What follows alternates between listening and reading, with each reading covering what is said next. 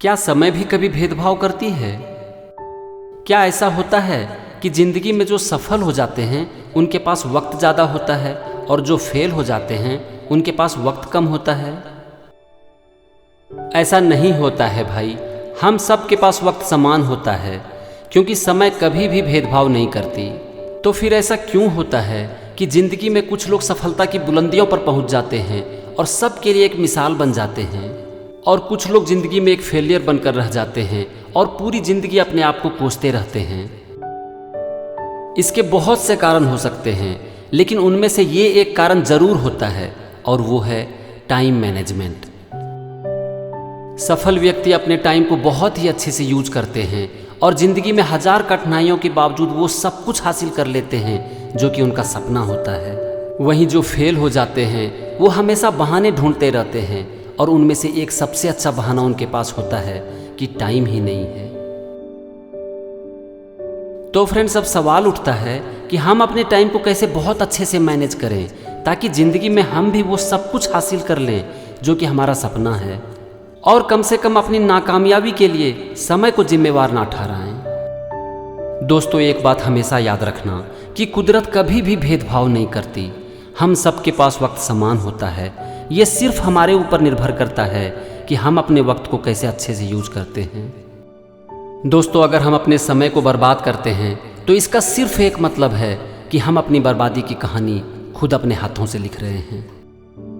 तो फ्रेंड्स, चलिए देखते हैं कि हम अपने टाइम को कैसे बहुत अच्छे से मैनेज करें ताकि हम भी ज़िंदगी में सफलता की बुलंदियों तक पहुंच जाएं और वो सब कुछ हासिल करें जो कि हमारा सपना होता है।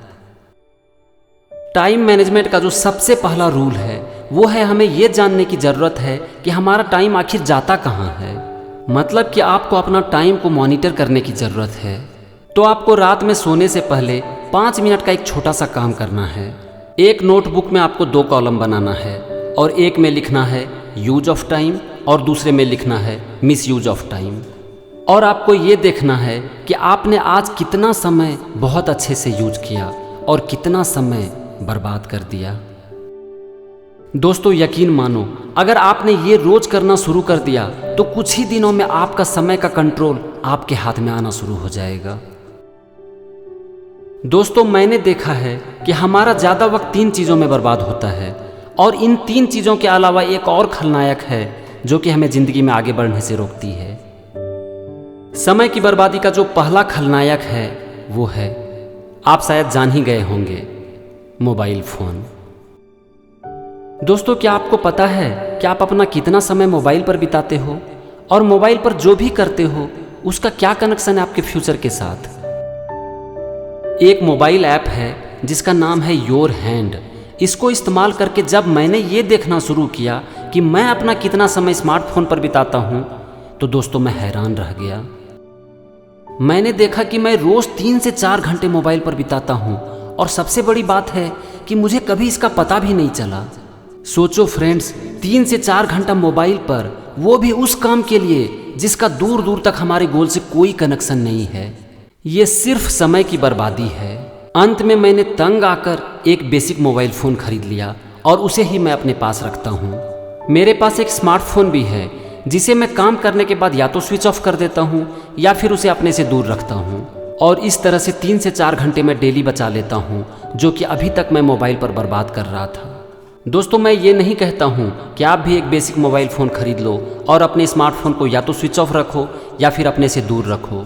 मैं यहाँ पर आपको सिर्फ एक बात कहना चाहता हूँ कि आप भी ये देखो कि आप कितना समय मोबाइल पर टाइम पास कर रहे हो और उसे बंद करो। आप ये काम कैसे करते हो ये आपके ऊपर निर्भर करता है। अब आते हैं दूसरे खलनायक पर जो कि समय की बर्बादी के लिए जिम्मेवार है, और वो है गॉसिप, यानी कि बिना मतलब का गप करना। मैं यहाँ ये नहीं कहता हूँ कि हमें अपने फैमिली से या फिर फ्रेंड से बातें नहीं करनी चाहिए। मैं आपको सिर्फ इतना कहना चाहता हूँ कि आपको ये मॉनिटर करने की ज़रूरत है कि आप अपना कितना समय गप के ऊपर बिताते हो, और जिस टॉपिक पर भी बात करते हो उसका क्या कनेक्शन है आपके फ्यूचर के साथ।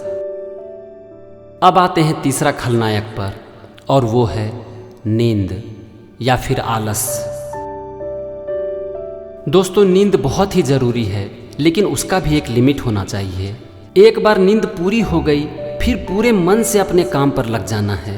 मैंने बहुत से ऐसे लोगों को देखा है जो नींद पूरी होने के बावजूद भी बिछावन से उठने का नाम ही नहीं लेते हैं। दोस्तों, टाइम की बर्बादी का 3 खलनायक तो हमने देख लिया। अब आते हैं +1 खलनायक के ऊपर, और वो है डिस्ट्रैक्शन। दोस्तों, आप ही ये करके देख लेना। सपोज आप पढ़ाई करते हो, 1 घंटे की पढ़ाई विदाउट डिस्ट्रैक्शन के साथ करो और 2 घंटे की पढ़ाई 5-6 डिस्ट्रैक्शन के साथ करो। आप ज़मीन आसमान का फ़र्क देखोगे। फ्रेंड्स, आपको ये फिगर आउट करने की ज़रूरत है कि आपको किन किन चीज़ों से डिस्ट्रैक्शन होता है। आप जो भी करना चाहते हो, सपोज आप 1 घंटे की पढ़ाई करना चाहते हो, तो आप ये देखो कि उस 1 घंटे में पढ़ाई और सिर्फ पढ़ाई होनी चाहिए, नो अदर डिस्ट्रैक्शन। मान लो आपको मोबाइल से डिस्ट्रैक्शन होता है तो मोबाइल को स्विच ऑफ करो या फिर उसे दूसरे रूम में रख दो। फ्रेंड्स, या तो काम नहीं करना है, लेकिन अगर करना है तब उसे पूरी मन और पूरी लगन के साथ करना है। फ्रेंड्स, ये था 3+1 स्ट्रैटेजी फॉर टाइम मैनेजमेंट। ये मेरा लाइफ का एक्सपीरियंस था जो कि मैंने आपके साथ शेयर किया। हो सकता है आपका टाइम कहीं और वेस्ट हो रहा हो, तो ये आपको फिगर आउट करने की ज़रूरत है, क्योंकि आप अपने टाइम को तभी अच्छे से मैनेज कर पाओगे जबकि आपको ये पता होगा कि आपका टाइम आखिर जाता कहाँ है। और ये आप तभी जान पाओगे जब आप अपने टाइम को मॉनिटर करोगे। इसीलिए मैंने वीडियो के शुरू में कहा था कि आप रात में सोने से पहले अपना 5 मिनट लो और ये देखने की कोशिश करो कि आज आपका पूरा दिन आखिर गया कहाँ। और अगर आपको ये पता चल जाता है कि आखिर आपका टाइम बर्बाद कहाँ होता है, तो आप उसका सॉल्यूशन भी निकाल लोगे।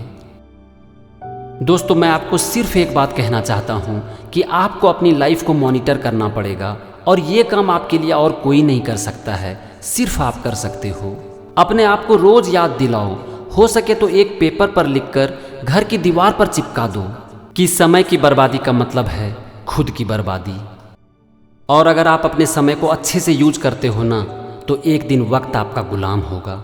Thank you and wish you all the best.